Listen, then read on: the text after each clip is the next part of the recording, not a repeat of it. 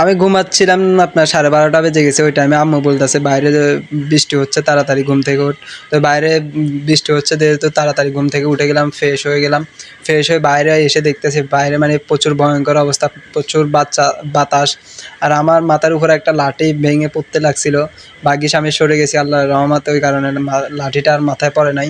তো আপনারা দেখতে পারতেছেন বাইরে কি পরিমাণ অন্ধকার হয়ে গেছে আর কি পরিমাণ বাতাস। তো আমি ওই চিন্তা ভাবনা করে চলে গেছিলাম বন্ধুদের বাসাতে, দেখতেছি বন্ধু নাই। তো এখানে 40-45 মিনিট বৃষ্টি হয়েছিল, আমি ওইখানে বসেছিলাম। তারপরে আন্টির সাথে কথা বলে চলে আসছি, তাড়াতাড়ি বাসায় যেতে হবে কারণ না অনেকক্ষণ আগে বাইর হয়েছি। তো এখন আপনার 1 ঘন্টা প্লাস হয়েছে আমি বাসা থেকে বাইর হয়েছি, বৃষ্টি হচ্ছে। বৃষ্টি আপনার 1 ঘন্টা প্লাস হয়েছে, ওই কারণে বাসার থেকে অনেক দেরি হয়ে গেছে, বাসায় যেতে হবে।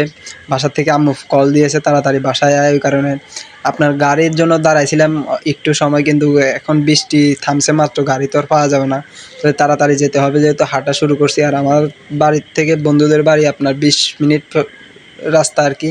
তো এই হেঁটে চলে আসবো, 20 মিনিটও লাগে না, আরও অল্প। আর আপনারা দেখতে পারতেছেন বৃষ্টিতে আপনার পুরা জায়গা আমার ভিজে কি অবস্থা হয়ে গেছে। সামনের রাস্তা তো আরও কাদা, আপনাদেরকে ওইগুলো দেখাই নাই কারণ অনেক বড় ভিডিও হয়ে যায়, ওই কারণে কেটে খালি সামান্য অল্প একটু নিয়েছি।